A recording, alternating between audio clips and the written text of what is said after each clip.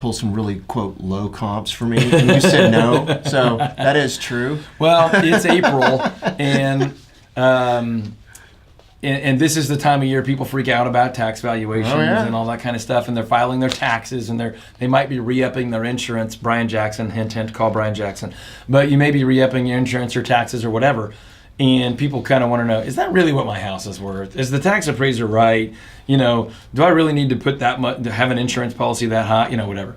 And so it's just a good resource to get, even if you just want a gut shot estimate, go to valuethishouse.com. Back to the questions. All right, here's a real interesting one. We've got a family here that they've got a dying oak tree, and it looks like a very large tree. It's going to cost a lot of money. The arborist said that they can nurse it back to health. It's going to be very expensive. Mm-hmm.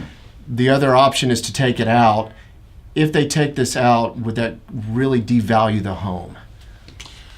Man, I hate these questions because I want to give you a good, quick answer, but I don't know. I mean, generally speaking, big, mature shade trees are a value add, no doubt about it. I don't know if you have more of them. I don't know if you're in an area where they're very common or they're very uncommon. I mean, generally speaking, if I have to pick one side, I'm going to say you want to keep that tree for your property value and all the intangible benefits of shade and beauty. And shading a house can affect your energy bill. I mean, if you've got a bunch of shade over your house, you're gonna pay less to cool it. There's no doubt about it. If you've got the money, I would spend it because you cannot replace it. I mean, the cost of bringing in a huge mature tree is totally prohibitive for most of us.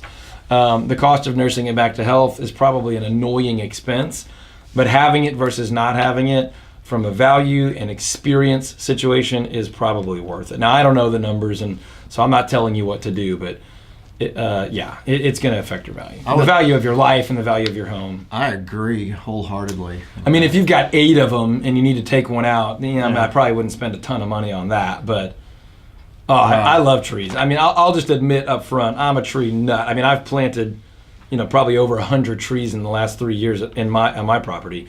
Fruit trees and others, but that's because I'm a little obsessive. But even just the one in the yard, it's a big deal for buyers. Here's an interesting one. It comes from another real estate agent, which is